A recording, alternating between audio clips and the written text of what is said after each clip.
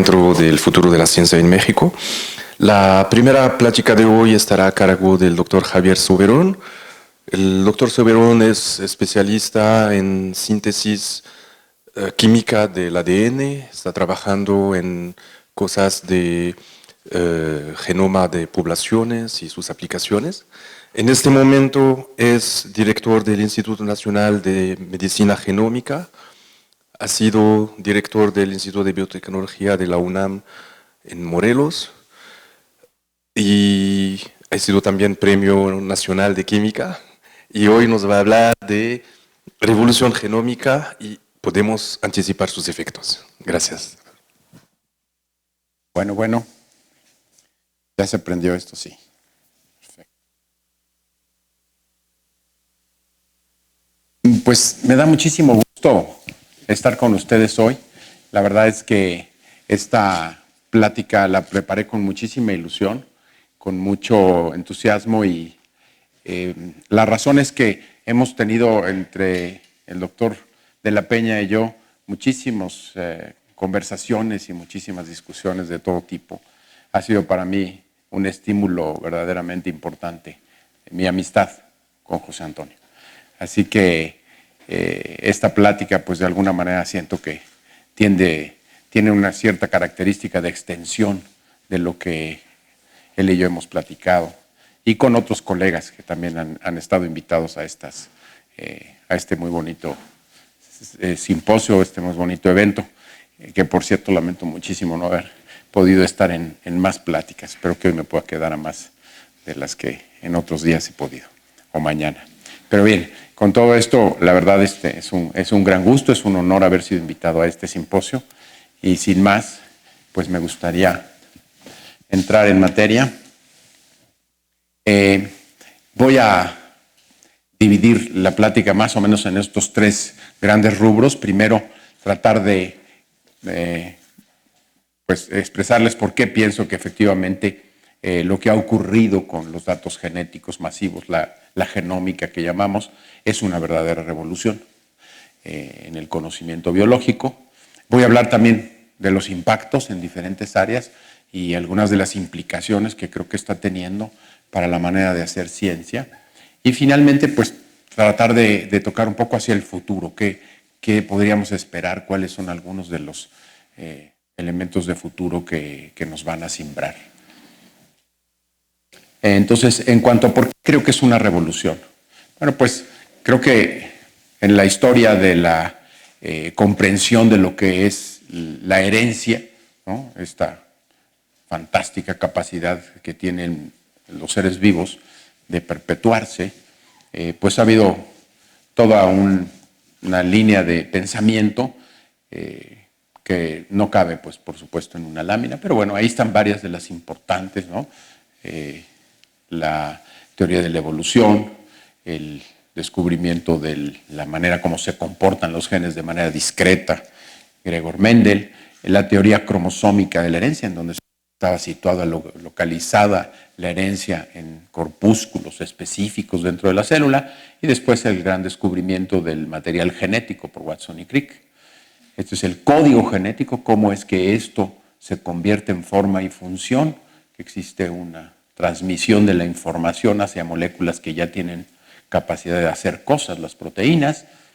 Y un inicio de esta revolución es el descubrimiento de las posibilidades de esta herramienta para modificar el ADN, para poderlo estudiar, para poderlo leer. Esto es fin de los 70 realmente, con la secuenciación del ADN, el desciframiento del orden en que están las bases donde está escrito el mensaje.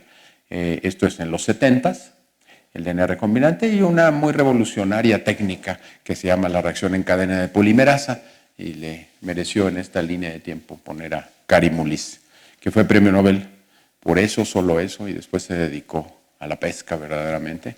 Así que todo un personaje interesante, Kary Mullis. Pero inventó la PCR, que nos dio verdaderamente unas capacidades enormes. Ahora, en fin del siglo XX, se da este gran proyecto del genoma humano, proyecto multiinstitucional, multinacional, de un costo alrededor de los 3 a 4 mil millones de dólares. Es un megaproyecto de ciencia biológica que pues hasta este momento no había existido jamás, pero que tenía un objetivo muy ambicioso. Este objetivo se logró, efectivamente, en menos del tiempo que se había planteado, a través de una serie de mejoras de la tecnología que era necesaria para descifrarlo. La tecnología se llama la secuenciación del DNA, la obtención del orden de las bases. Y a partir de que terminó el proyecto del genoma humano al inicio del siglo XXI, tuvimos una nueva y de alguna manera inesperada mejora de las técnicas de secuenciación que aparecieron hacia el 2005 y curiosamente fueron 3 o 4 técnicas, cada una con un enfoque tanto pues en muchos sentidos diferentes. Son técnicas que diríamos ortogonales. Tienen en común que secuencian en paralelo en dispositivos masivamente arreglados, ¿no? en arreglos bidimensionales de features que tienen ácido nucleico. Pero por lo demás son bien diferentes las técnicas. Esta técnica fue la iniciadora de esta gran revolución de mediados de la década pasada. Y ya no se usa prácticamente, quedó desplazada en más o menos 10 años. Esta otra también, esta era con otro esquema de ligación en vez de polimerización. Esta otra es más reciente y sigue viva. Este es a través de chips que transmiten un cambio en el pH. O sea, no es a través de imágenes, es algo distinto y muy, muy interesante. Esta es la técnica dominante, casi monopólica el día de hoy de Illumina.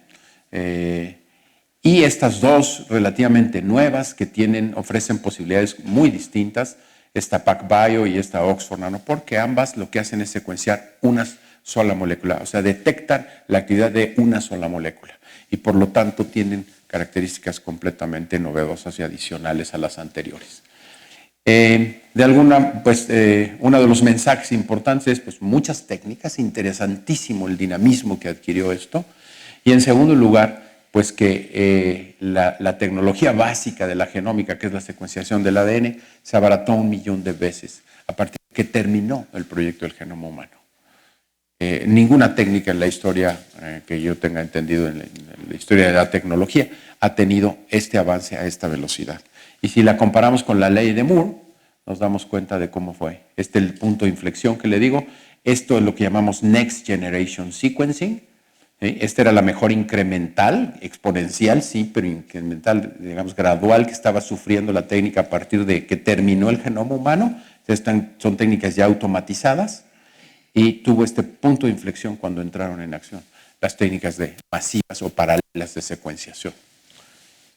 Pues, este abaratamiento pues, nos ha agarrado en alguna forma por sorpresa a los científicos de la biología experimental y no tenemos demasiado claro todavía qué hacer con estas capacidades nuevas. Pero pues yo les quisiera hablar de algo de lo que ha estado ocurriendo, ¿no?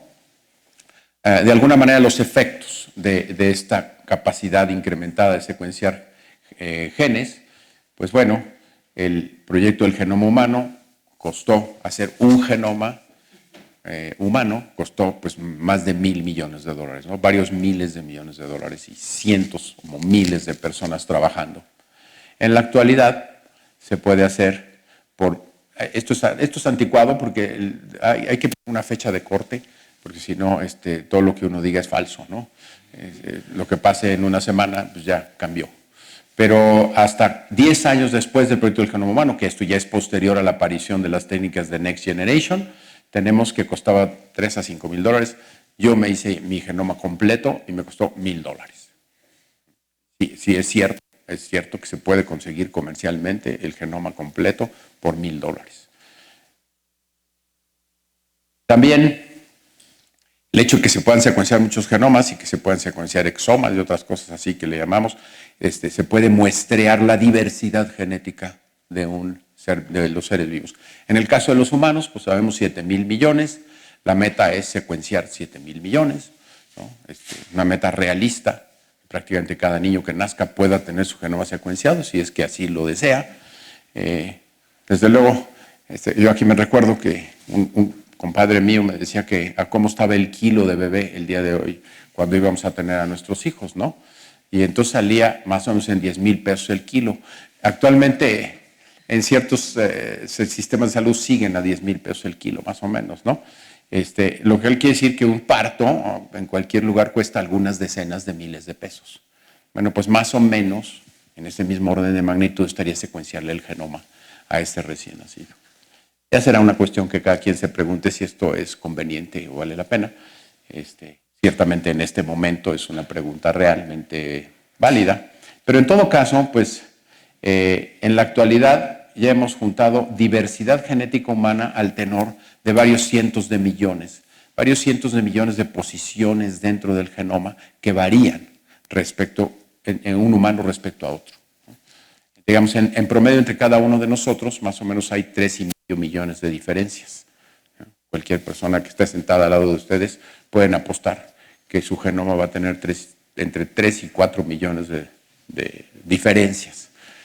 Pero si juntamos todas las que hemos juntado en la población humana hasta ahora, pues el catálogo nos lleva a más de 100 millones de posiciones variantes. Y en ellas aprendemos cómo correlacionarlas con otras cosas, ¿no?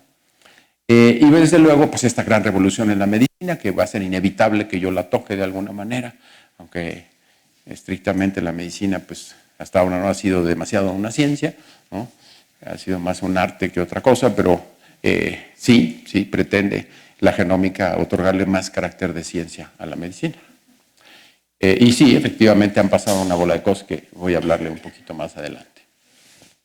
Yo quisiera recordar con ustedes un poco las diferentes maneras como el secuenciar DNA nos da información, nos permite asomarnos a diferentes aspectos que siempre han sido interesantes para los científicos. Por ahí, cuando se hizo el genoma humano, se dijo que iban a ser 3 enciclopedias, una enciclopedia de biología, y la enciclopedia de biología se descifra. ¿Y por qué sirve tener el genoma? Porque el genoma es como una especie de piedra roseta. Una vez que uno tiene el genoma de un cierto organismo vivo, uno puede correlacionar toda una serie de moléculas informacionales con esos mapas de las diferentes funciones. Y el tener la secuencia del DNA inmediatamente puede hacernos saber qué parte de ese DNA se expresó, porque leemos el RNA, lo llamamos el transcriptoma, y también cuando secuenciamos un poco de la proteína, sabemos qué gene la codifica, porque hay una relación pues, muy fácil de derivar. De manera que la biología pues, se revoluciona totalmente, porque podemos hacer proteómica, transcriptómica y la genómica comparativa, ¿no? Que tiene relación con esta otra, el libro de historia.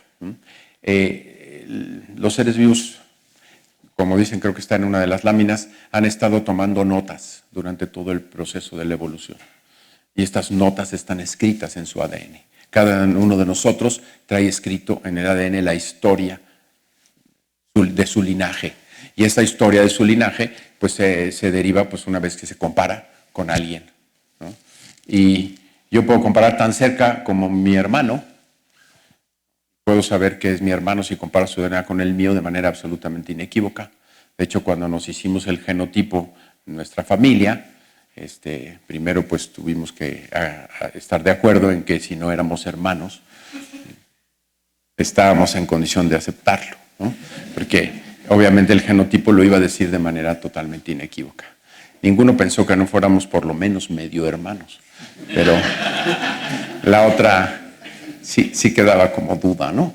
Y ahora que tenemos los genotipos de varios parientes, pues nos damos cuenta perfectamente cómo el patrón es clarísimo, ¿no? Yo tengo 50% de similitud con mi hermano y con mi hermana, más o menos, 49 y 51. Y en cambio, con mi hijo también. Solamente que con mi hijo el patrón es completamente diferente. Con mi hermano es un patrón ya barajeado, ¿no? Ya mezclado por los cromosomas de nuestros padres, y en cambio con mi hijo, pues él tiene un cromosoma idéntico al mío, cuyo DNA es idéntico, aparte de cualquiera de mis 2 cromosomas, ¿verdad? Pero él es 50% idéntico a mí, con un patrón totalmente diferente al de mi hermano y mis hijos. Entonces podemos compararlo ahí de manera absolutamente clara, pero también nos podemos ir a una ancestría muy distante Y podemos ver, por ejemplo, que la mitocondria, que es este organelo que está fuera del núcleo y que se hereda solamente por la vía materna, pues nos habla de linajes mucho más antiguos. Por ejemplo, mi mitocondria es amerindia. Yo tengo un cierto componente amerindio en mi genoma, que está distribuido por todas partes, pero la mitocondria que me heredó mi madre es amerindia.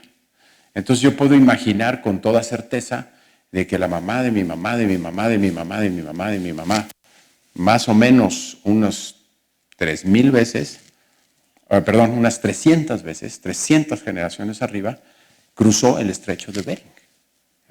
Esa parienta mía cruzó el estrecho de Bering. Tengo prácticamente la certeza de que eso ocurrió porque mi mitocondria tiene las señales que solamente están presentes en quienes pasaron por ahí, en los amerindios. Entonces, esta capacidad de ver ancestría muy cerca o muy lejos es verdaderamente poderosa para hacer todo tipo de preguntas y encontrar algunas respuestas.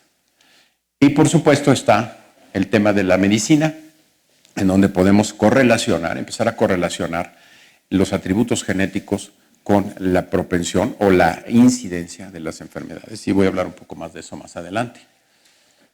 Bueno, pues por si esta revolución fuera poco, llevábamos casi 40 años de una mejora incremental en la capacidad de modificar al ADN, de editarlo. Yo tuve la oportunidad de ser, de algunos de mis primeros artículos se referían a la modificación del ADN, a lo que llamamos en esa época mutagénesis dirigida, porque el DNA sintético es un agente mutágeno extremadamente preciso. Pero por supuesto que nos costaba un trabajo espantoso mutar un gen de una bacteria y nos llevábamos semanas y meses para lograr esa mutante. Cada uno, pues, un artículo de estos fue un PNAS, ¿no? Era algo muy llamativo, mutar un gene de una bacteria. No les hago el cuento muy largo, pero durante 40 años yo he seguido la literatura de cómo se ha ido mejorando esa capacidad y que dio origen, por supuesto, a las plantas y los animales transgénicos que tenían alguna modificación de su genoma, pero no eran modificaciones precisas. La modificación precisa de un gene, tanto de una bacteria como de un organismo superior, es extremadamente complicado y lo podemos imaginar muy fácilmente. ¿Cómo puedo yo acceder a una región del DNA que está metido en uno de los 23, no, de los 46 cromosomas en el caso del humano, y modificarlo de manera precisa y solo esa posición? Bueno, pues no se había podido. Producto de un descubrimiento enteramente de la ciencia básica, y creo que es otra enseñanza verdaderamente sensacional, que se descubrió unas bacterias por unas secuencias repetidas que había que preguntarse pues qué estarían ahí. No tengo tiempo para explicar esta maravillosa historia de CRISPR-Cas, pero del producto de la ciencia básica se revoluciona de un golpe toda la capacidad de hacer edición genética. Se calcula más o menos que fue unas 100 veces más poderosa y sencilla la técnica de edición genética por CRISPR-Cas. Por supuesto, ha tomado como wildfire, ¿no?, a toda la ciencia experimental contemporánea. Todo el mundo quiere hacer CRISPR-Cas porque todos los experimentos que antes imaginaba ahora son posibles a la hora de hacer estos cambios. Y ya ha dado paso a una cosa muy interesante, que muchos organismos que nunca fueron organismos modelo, imagínense que su organismo modelo sea un murciélago o un ornitorrinco o algo por el estilo, pues que no tenían genética ni tenían ningún tipo de parafernalia alrededor para poderlos estudiar, ahora resultan 100 veces más fáciles de estudiar que antes, porque sí se pueden hacer las modificaciones. Esto es una gran revolución en todos los ámbitos, incluido el biomédico. Dos revoluciones en una desde el lado puramente tecnológico. Bueno, pues esto abre enormes nuevas posibilidades y está pues tomando por asalto todo el estudio de la vida, ¿no? Aquí una pequeña muestra del árbol de la vida y en la cual las posibilidades de estudio son muy grandes porque prácticamente todos los organismos ahora están sujetos a ser estudiados genéticamente y además podemos hacer lo que llamamos los metagenomas. Y fíjense, si vemos este árbol de la vida, aquí están los eucariontes, es este pedacito, ¿no? Todos los organismos superiores son este pedacito minúsculo de toda la diversidad que hay en la biosfera. Y todo esto son microorganismos. Ahora, de los microorganismos hay algunos que sí son conocidos, pero todos estos que tienen un puntito rojo, sus genomas se conocen, pero nunca se han purificado. Esas bacterias nunca se han cultivado. Se han inferido a partir de secuenciar lodo, heces fecales, contenido del intestino de las cucarachas, o sea, lo que sea que tenga algún material vivo, se machaca y se secuencia. Y con estas capacidades tan aumentadas de secuencia, podemos derivar información que antes era pues totalmente inaccesible, ¿no? Y algún ejemplo más, creo yo, más cercano a nosotros les voy a dar un poquito más adelante. Entonces, bueno, yo diría de esta parte de que es una revolución, es reiterar, ninguna tecnología ha tenido este avance tan vertiginoso como el que sustenta la genómica. Las nuevas posibilidades no han calado aún de manera sustancial en todas las áreas de la biología. Hay muchísimos colegas que todavía tienen precaución, ¿no?, de entrarle a este asunto. Y la predicción para mí sería que prácticamente no va a haber biólogo experimental cuyo tema no se asocie o no se nutra de enfoques genómicos. Y se plantean maneras profundamente distintas de abordar los problemas, porque pues lo que antes podíamos hacer es muy diferente de lo que ahora, y la manera de hacerlo también está distinta. Y voy a tratar de abundar un poquito más en esto. Pues hablando un poco de los impactos de esta revolución. Por ejemplo, en el humano, ¿no? Este era el número de genomas que había en 2001, o sea, 1. Tardamos como 5 años en que hubiera 2. Se hizo el de James Watson. Ese costó como 4 o 5 millones de dólares, porque se hizo con una parte de tecnología. Perdón, el de Craig Venter. Craig Venter, el gran empresario de la genética comercial, tipo bastante exótico, que se hizo su propio genoma, ¿no? Y costó como 5 millones de dólares, porque hizo todavía con tecnología de la original con la que se hizo el genoma humano. James Watson, su genoma se hizo ya después del Next Generation, y aquí es donde empezó la curva exponencial de genomas humanos, ¿no? Y se prevé que el 1.000.000 de genomas ya ocurrió. Ya tenemos en este momento más de 1.000.000 de genomas humanos completos secuenciados, año 2018. Este es el crecimiento exponencial. ¿Qué pasa? Pues que ahora Homo sapiens resulta casi ser el organismo modelo, ¿no? Hay una frase muy famosa de un genetista molecular, Monod, que decía que lo que era válido para Escherichia coli era válido para el elefante, ¿no? Porque ellos estudiaban Escherichia coli, la bacteria. Pero ahora lo que podemos decir es que lo que es válido para el humano es válido para Escherichia coli, ¿no? Porque el modelo humano es muy, muy poderoso. En primer lugar, podemos tener 7.000 millones de sujetos. En segundo lugar, les podemos preguntar cualquier cosa, ¿no? Claro, lo que no podemos hacer es machacarlos o hacerles una trepanación, cosa que sí vamos a seguir necesitando organismos modelo. Pero el humano se ha convertido en un modelo muy, muy interesante para rendir información biológica.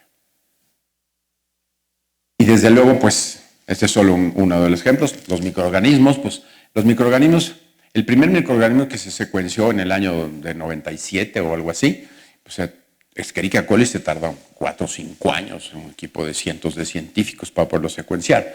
Hoy día cuesta $10 secuenciar el genoma de cualquier bicho que ustedes me den. O sea, si me dicen, quiero secuenciar a mi bacteria, pues dámela, te la tengo para el martes, ¿no? O sea, es verdaderamente trivial secuenciar un microorganismo. Los proyectos actuales son masivos. Por ejemplo, este consorcio, yo por razones un poco coyunturales he estado estudiando Mycobacterium tuberculosis, el que produce la tuberculosis, y bueno, pues se anunció hace poco que con apoyo de Bill Gates y otros órganos de financiamiento se van a secuenciar 60.000 genomas completos de infecciones de Mycobacterium tuberculosis. Esa es la nueva manera de entender a Mycobacterium tuberculosis, ¿no? Tener una serie de datos masivos totalmente asociados al curso de la enfermedad, a la resistencia al antibiótico, de dónde vienen, cuál fue su origen, etcétera, etcétera. Entonces, pues no es posible en este momento saber cuántas bacterias se están secuenciando o cuántas vamos a tener. Estamos hablando de millones de diferentes cepas. Y bueno, pues este otro tipo de proyectos, ¿no? El microbioma el metro, ¿no? Se toman las manijas de donde se agarra la gente y qué pasa, qué bichos hay en la mañana, qué bichos hay al mediodía, qué bichos hay en la tarde, cuál es la diferencia entre el Bronx y Queens, ¿no? Y se notan patrones interesantísimos, ¿no? De qué bichos son los que están presentes en un lado y en el otro. Son preguntas completamente novedosas que no se habían podido hacer hasta ahora y que la verdad está muy divertido. Por ahora, por lo menos, está divertidísimo. No estoy seguro cuánto de esto estamos verdaderamente entendiendo. Y ese, pues, es el siguiente reto, ¿no? O sea, trabajar con este diluvio de datos que estamos teniendo a la mano. Ahí hay algunas comparaciones. No te trate de agraviar a nadie. Aquí está lo que pasa en astronomía, el tamaño de la adquisición, el tipo de almacenamiento que se requiere en este momento, o creo que está proyectado, no, este es proyectado 2025, esto es ahora, y vemos pues que en todos los casos, comparando astronomía con Twitter, con YouTube, la genómica prácticamente es la que está necesitando más capacidad de almacenamiento de datos. La proyección es así, en términos de petabytes por año de almacenamiento. Esta cantidad de datos, pues, es muy impresionante, pero la pregunta es qué vamos a hacer con ellas, ¿no? Yo, pues, les puedo dar muy rápidamente una referencia personal. Yo estudié esta enzima, beta-lactamasa, que es la que da la resistencia a penicilina en el bicho que yo trabajaba en ingeniería genética, ¿no?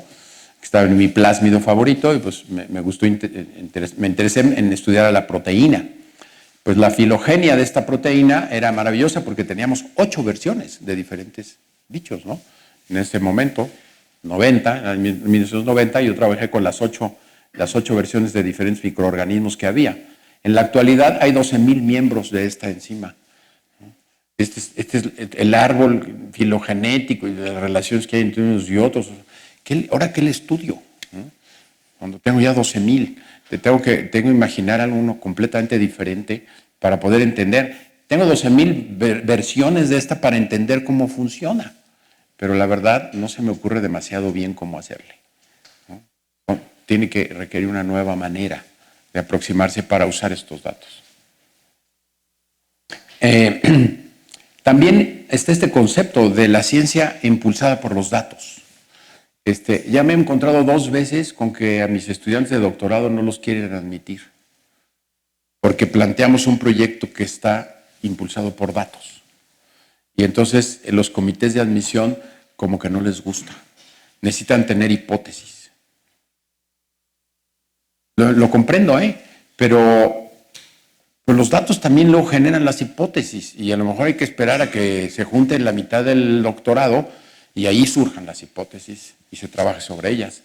Pero, digamos, uno de los más clásicos ejemplos de la ciencia impulsada por datos es esta, ¿no? Lo que llamamos los GWAS, Genome Wide Association Studies, que son estudios en los cuales se toma, por un lado, un conjunto de sujetos, pues estoy hablando de humanos, pero se puede hacer en otros modelos o en otros seres vivos.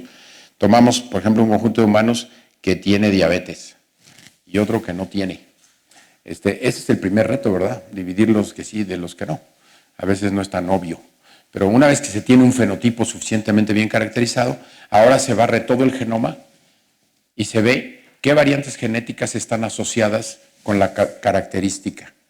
Se hace una prueba estadística y se ve en qué posición del genoma, cada uno de estos colores es un cromosoma, cada barrita es una región del cromosoma y cada puntito es una variante, y se ve cuáles variantes están distribuidas de manera estadísticamente significativa, de manera diferencial entre el rasgo que se busca y entre quienes lo tienen y quienes no lo tienen.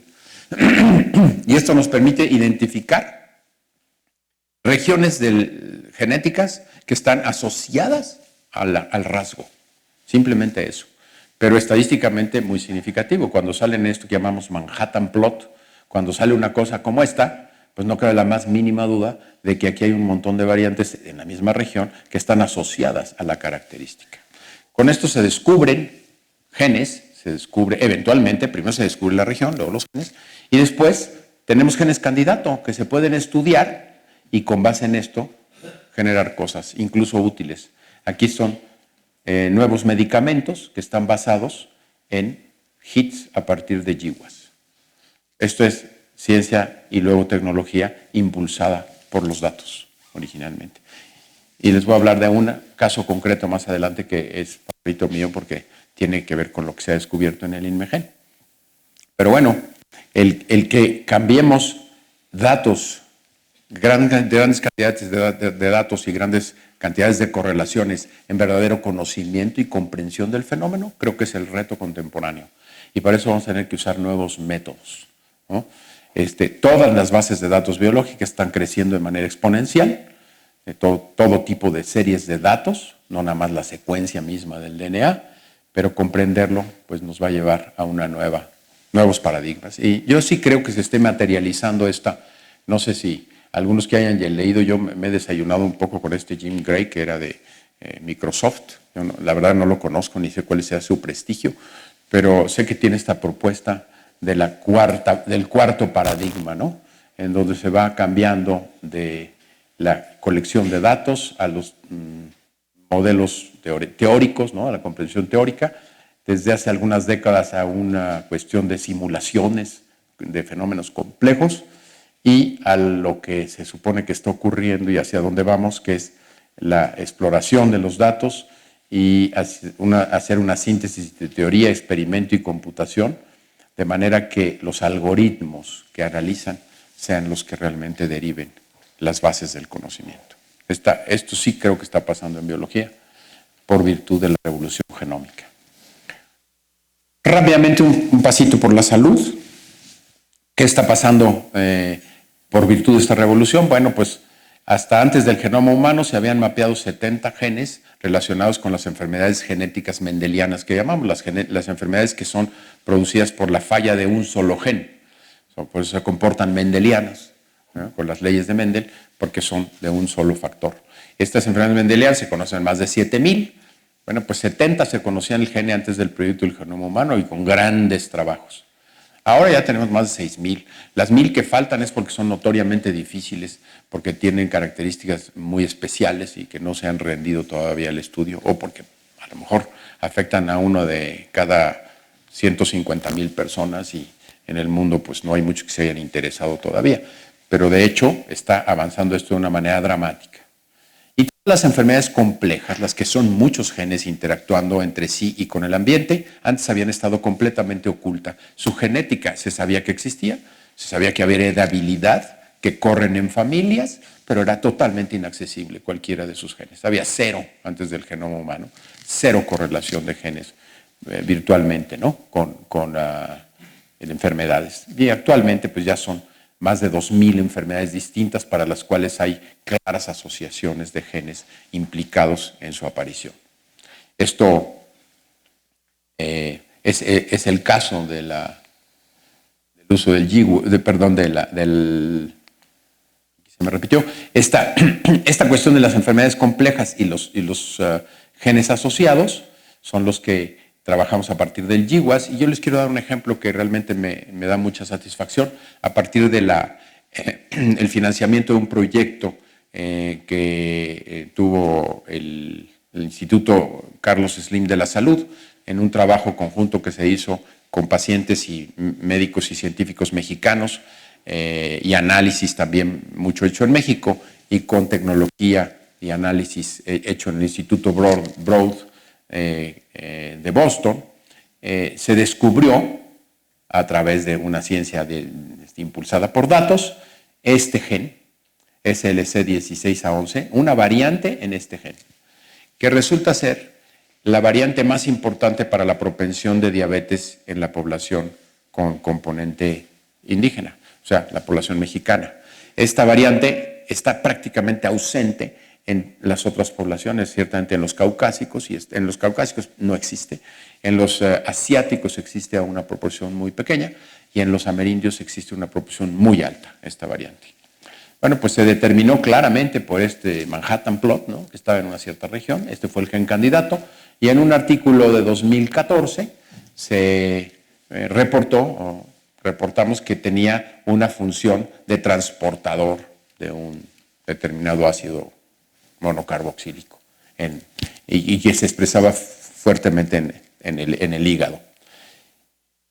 En 3 años se hizo una nueva, se maduró la investigación hasta llegar a determinar la función, cuál era la razón por la cual la lesión esa al cambio de un nucleótido daba origen a una diferente afinidad de uno de los componentes de este transportador y cómo la disrupción de esa interacción era la responsable del efecto prodiabético de esta molécula.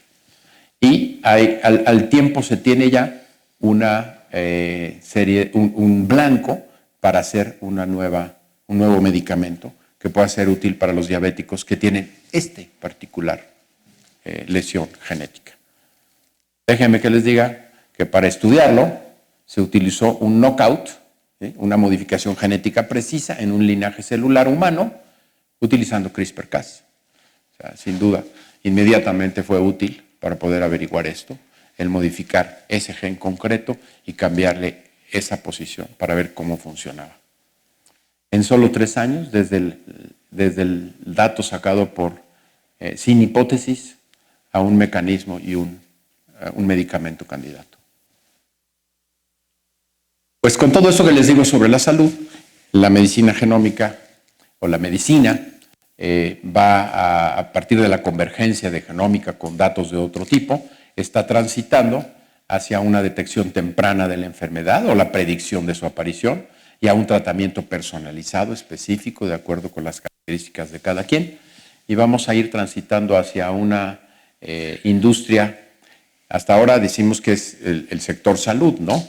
Pero en realidad es el sector enfermedad, porque se está dedicado a todos los que están enfermos. Los saludables, pues no tenemos nada que ver, o mientras estamos saludables no tenemos nada que ver con ese sector.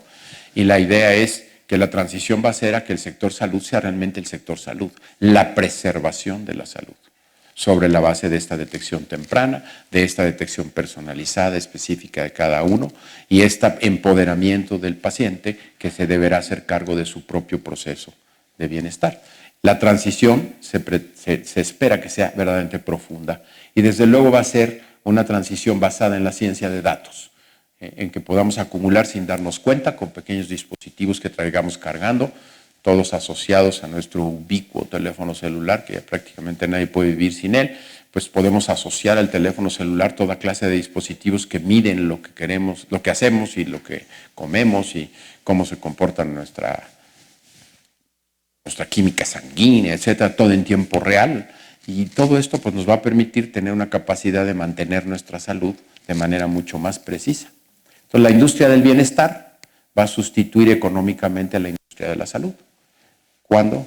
Seguramente los que tengamos nietos o los que tengan hijos pequeños lo van a ver, seguro, en pocas décadas. Eso implica que se cambie todo el personal de la salud de mentalidad, ¿no? Bueno,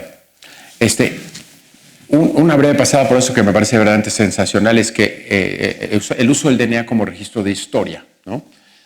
Yo les quiero dar esta reflexión, que seguramente ustedes conocen, pero recordarla aquí con ustedes o reforzarla, ¿no? Cada evento de mutación en un determinado linaje biológico establece un momento en la historia.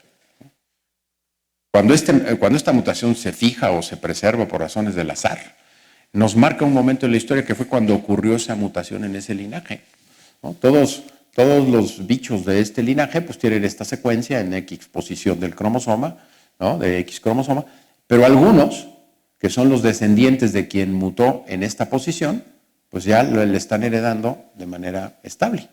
Entonces yo puedo saber que estos son hijos de son descendientes de estos son hijos, estos son nietos y así sucesivamente. Entonces cada vez que yo veo una de estas mutaciones en un genoma de un organismo complejo, yo puedo saber que eso es producto de un evento que ocurrió pues hace X cantidad de tiempo, ¿no? Desde unos cuantos años hasta cientos de miles o millones de años. La probabilidad de que vuelva a ocurrir una mutación en esa misma posición, en este linaje, pues es tan baja que prácticamente yo puedo asegurar que esto es una similitud por ascendencia, ¿no?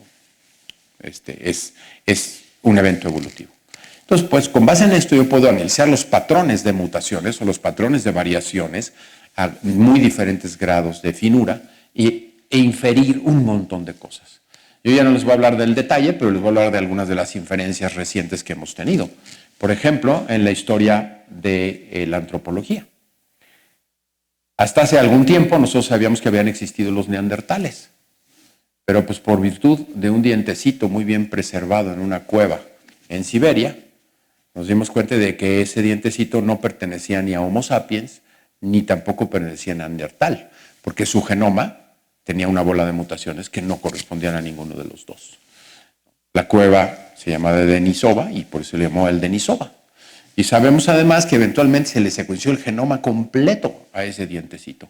Entonces podemos comparar 3.200 millones de posiciones unas con otras y podemos inferir a una finura increíble de dónde venía este homínino. Y este homínino es pariente más del neandertal que de los humanos modernos. Se separó posterior a nuestra separación. Estos son más o menos 500.000, 600.000 años. Estos se separaron creo que hace como 300, ¿no? Y se extinguieron ambos, tanto los denisovas y como los neandertales. Excepto que nosotros traemos cargando pedacitos de denisova y pedacitos de neandertal, porque a partir de secuenciar DNA antiguo, que fue una actividad pionera que hizo un investigador, Svante Pavo, del Instituto Max Planck, él decidió que era posible secuenciar DNA con estas nuevas técnicas, pues de cosas viejas, ¿no? Y decidió secuenciar una momia de Egipto. Le costó un trabajo espantoso, pero estableció la tecnología para evitar confundirse con la contaminación, ¿no? Entonces esto se hace con trajes como de astronauta, ¿no? En donde se evita a toda costa tener DNA contaminante moderno.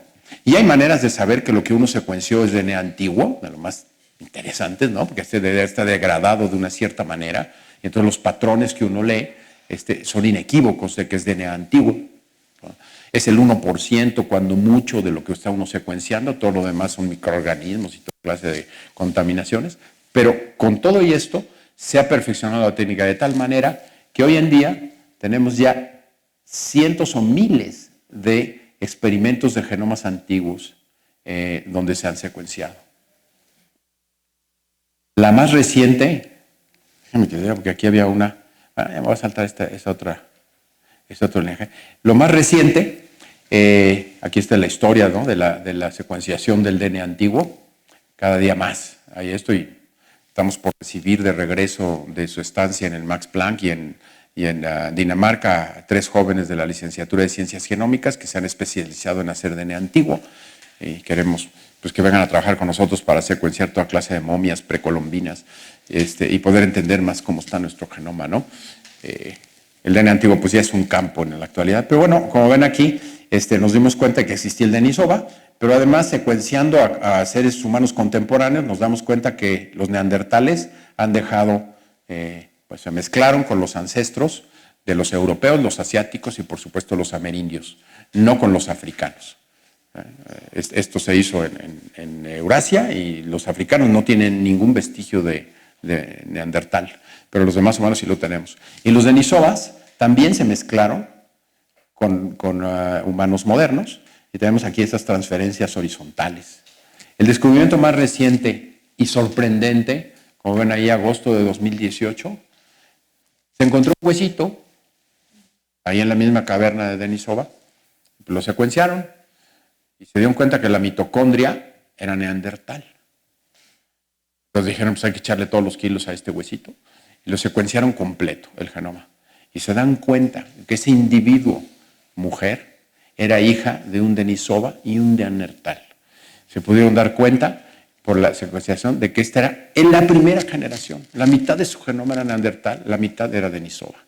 ¿Cómo es posible que ha ocurrido esto? ¿En qué condiciones?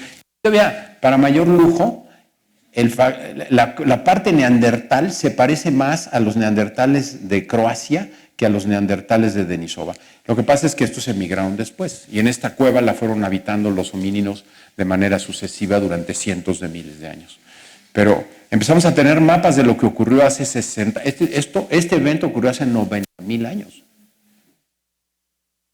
¿Cómo es posible que podamos tener información de quién era papá de quién? ¿No? Tenemos otro neandertal. Tenemos otro neandertal que se sabe que era hijo de 2 primos hermanos. Porque su patrón genómico lo determina, ¿no? O sea, no sabemos quién es hijo de quién aquí en nuestra comunidad moderna, pero sabemos hace 90,000 años. A mí me parece prodigioso lo que puede revelar el DNA antiguo, ¿no? Y bueno, pues ya entrados en gastos, ¿por qué no secuenciar el polvo, la tierra que está tirada ahí? Ya no busquemos huesitos, o sea, los huesitos porque ya no existan, pero ¿qué tal la tierra? ¿No? Secuenciamos el metagenoma de ese terreno a diferentes alturas de las capas. Y dicho y hecho, ahí se ve en qué época había neandertales, luego cuando había denisovas y cómo fue que fue poblándose esa, secuenciando simplemente la tierra. De momento puros genomas mitocondriales, porque son los que son más fáciles de secuenciar y son más abundantes, y no sabemos a dónde vaya a parar esto, ¿no? Pero pues es toda una revolución en la antropología. El nuevo proyecto relacionado con la biosfera. Pues hay, por supuesto, una muy fuerte actividad para secuenciar microorganismos, pero ¿qué tal el resto de los bichos que son muchísimo más complejos, ¿no? Porque los microorganismos, le digo, son a 10 pesos la docena, pero todavía secuenciar a un bicho complejo, a una planta o un animal, pues todavía sale caro. Pues como quiera, acaba de lanzarse el proyecto Earth Biogenome Project. Pretende secuenciar todas las especies eucariontes que se han hasta el momento descrito. Son 1,5 millones de especies. Y no es ninguna fumada de palmera, porque va a costar lo mismo que costó el genoma humano. 1,5 millones de bichos va a costar lo mismo que costó hacer un genoma. Esto ya arrancó en 10 años.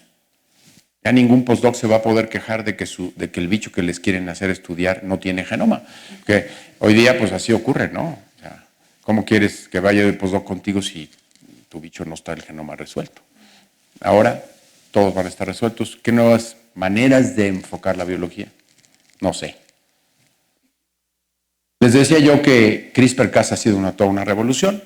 Algunos de los que creemos que los organismos transgénicos tienen un potencial enorme, tienen una capacidad de mejorar en todos sentidos la agricultura, incluso, por supuesto, hacerla más ecológica y más respetuosa con el ambiente.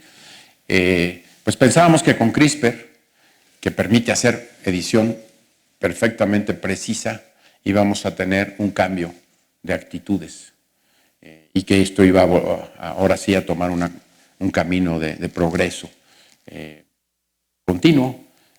Pues hay muchas posibilidades, aquí muestro varias de las que ya se han hecho, ¿no? Tanto de evitar enfermedades como de evitar que se eche a perder el producto del cultivo, o mejorar aspectos alimenticios, etcétera. Bueno, pero por desgracia, el lobby antitransgénico decidió que también iba a atacar y que también iba a buscar que se regulara de manera absurdamente detallada aquello que se editó con CRISPR. Y la Unión Europea, hace poco, dijo que sí, se tendría que usar la misma regulación. Aquí lo que vemos es que la gran discrepancia entre el avance del conocimiento y de las tecnologías y la capacidad de los humanos de asimilarlo, de comprenderlo y de utilizarlo para su beneficio, manteniendo los riesgos, pues, los riesgos a nivel que no sean muy grandes, ¿no? Prácticamente no hay ningún área de la biología que no esté siendo fuertemente transformada por los resultados de los enfoques genómicos, sería una de las conclusiones.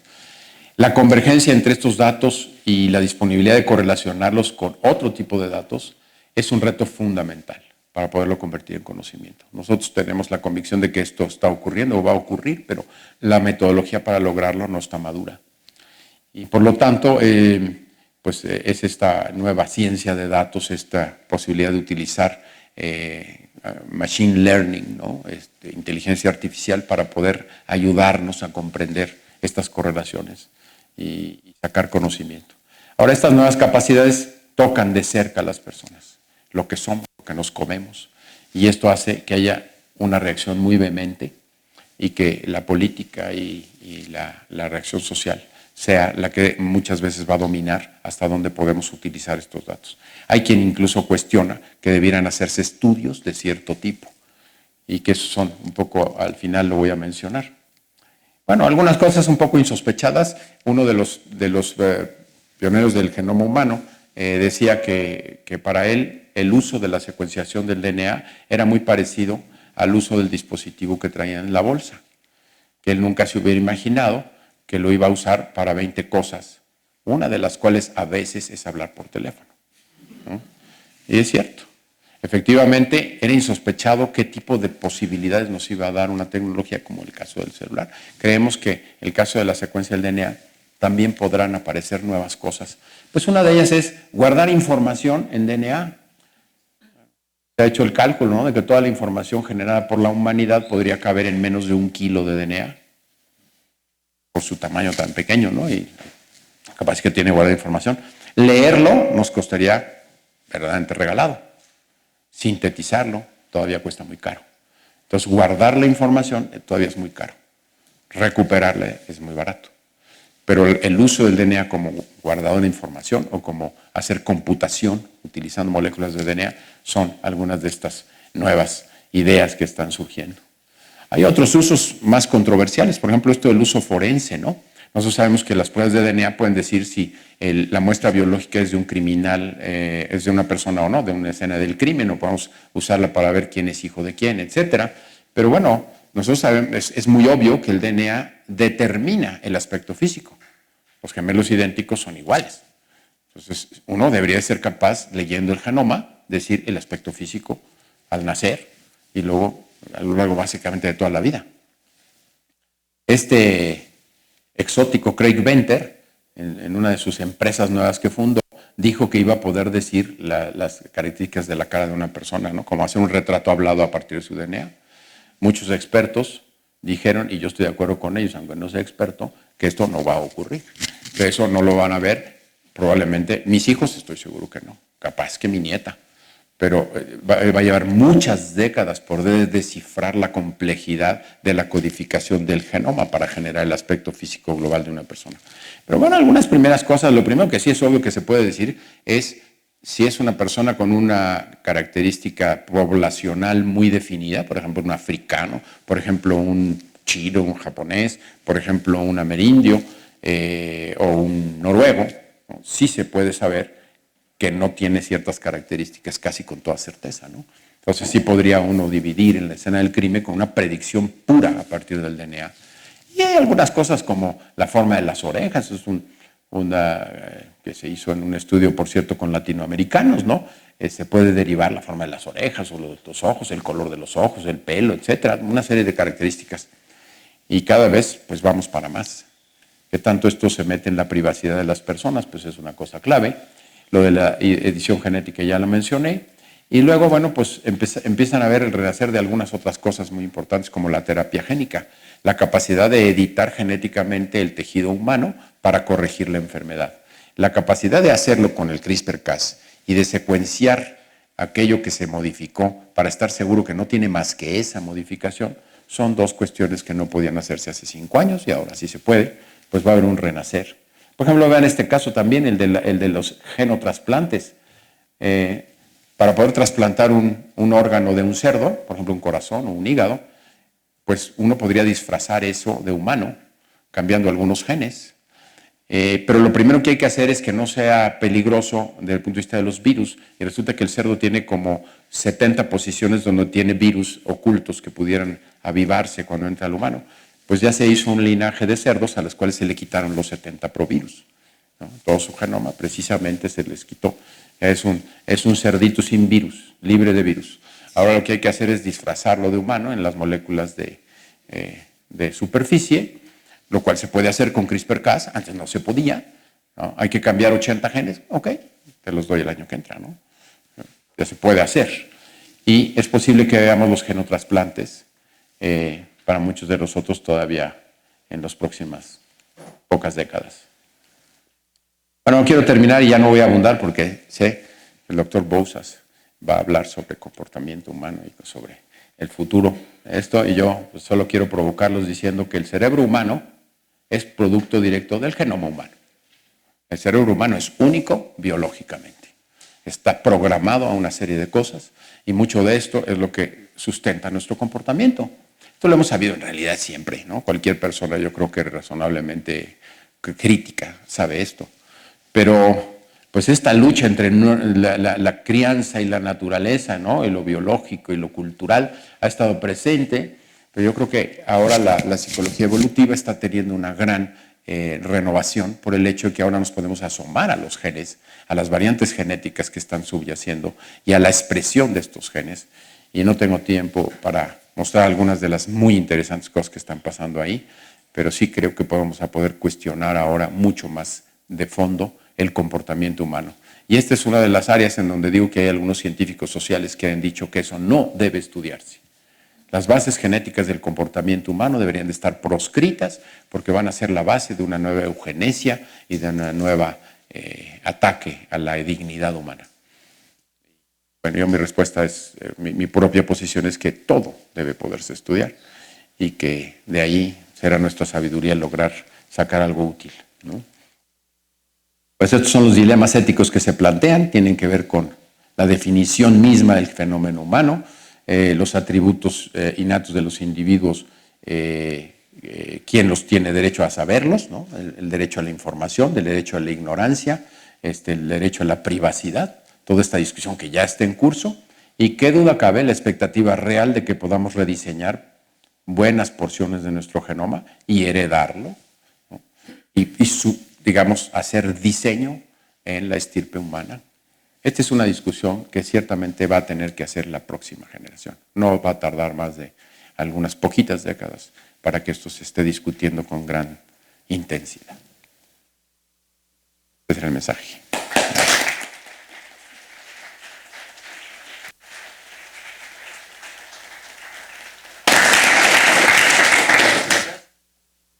¿Alguna pregunta o comentario?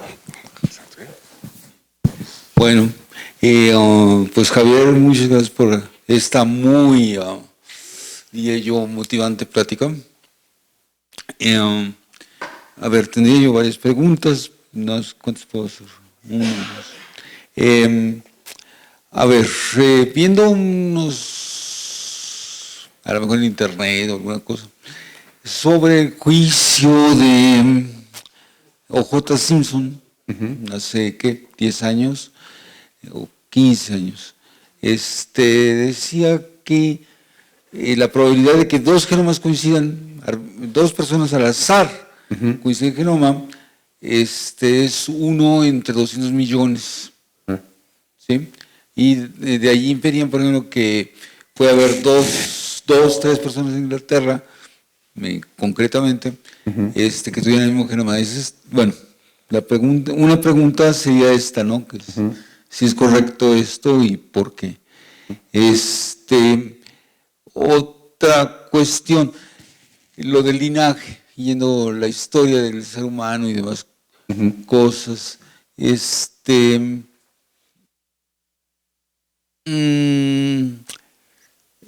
Podemos, ¿hasta qué punto se puede ir hacia atrás hasta fijar la cuna del ser humano, o que el ser humano nació en varios lugares al mismo tiempo? Pensando simplemente, hay el libro de las 7 hijas de Eva. Ajá. ¿Sí? Y son las 7 cunas hasta donde habían trazado el origen del linaje humano. Sí. Pero en principio, ¿por qué se detiene ahí? Podrían ir más lejos. Sí. Supongo que es cuestión de técnica. ¿Puedo entrarle a estas dos rápida? Porque si no se me van a olvidar, luego ya no voy a... La primera es esto que se refería a la probabilidad de que dos personas tuvieran el mismo genoma. En estricto sentido no es el mismo genoma. Que tengan el mismo patrón de secuencias repetidas, que son 11 grupos de secuencias repetidas que se utilizan para comparar en el método clásico, hasta ahora el más establecido y que se sigue usando pues, por toda la historia que hay antes, ¿no? Y las bases de datos de lo que es la identificación humana. Se hace por una cosa que son secuencias repetidas, que son muy fáciles de ver, no es secuenciar el genoma, ni es tampoco hacer el genotipo. Entonces, que dos personas tengan el mismo patrón de secuencias repetidas es 1 en 200 millones. Que dos personas tengan el mismo genoma es 1 en 10 a la 20, o no sé, yo nunca he hecho el cálculo, pero es imposible, excepto que sean hermanos, gemelos, ¿sí? O sea, dos personas no relacionadas, 2, 3 generaciones, parece imposible que tengan el mismo genoma desde el punto de vista probabilístico. Lo segundo, bueno, esto era con lo de O.J. Simpson, ¿no? Bueno, lo otro, lo de la cuna de la humanidad. Por supuesto que los datos genéticos y los relojes moleculares nos trazan a una población fundadora que está entre 150 y 200 mil años. Eso lo podemos saber a partir de los genomas contemporáneos. Y sí se puede hacer ese trazo. También puedes tener el cromosoma Y, ¿no? Que es puramente por hombres, y la mitocondria, y ahí más o menos coinciden, pero no dan la misma fecha, ¿no? Y lo que pasa es que también hay transferencia horizontal. Se acaba de descubrir a una persona de ascendencia africana que tiene un cromosoma Y que es diferente al de Adán.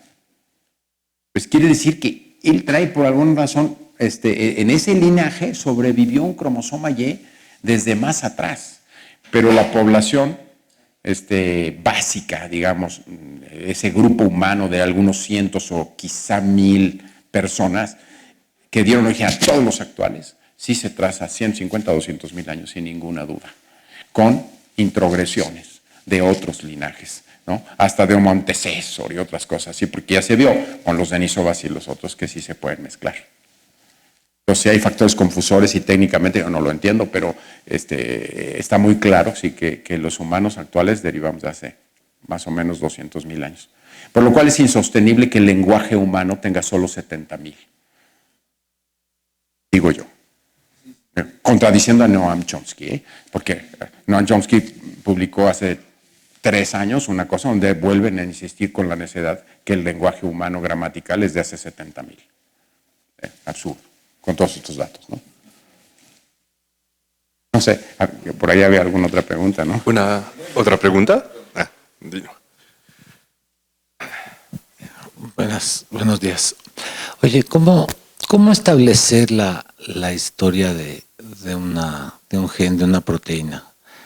Por ejemplo, no sé, SMAD7 tiene al menos tres variantes en la proteína, seguramente a nivel genómico muchas más.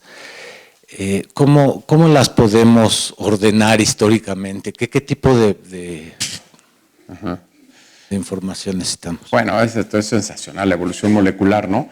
Digamos que en este momento lo que nosotros podemos ver son las que ya existen, ¿no? Las proteínas actuales de una serie de bichos. Y tú puedes hacer algunas inferencias sobre la base de compararlas y puedes decir cuál es el más probable ancestro a unas ciertas distancias.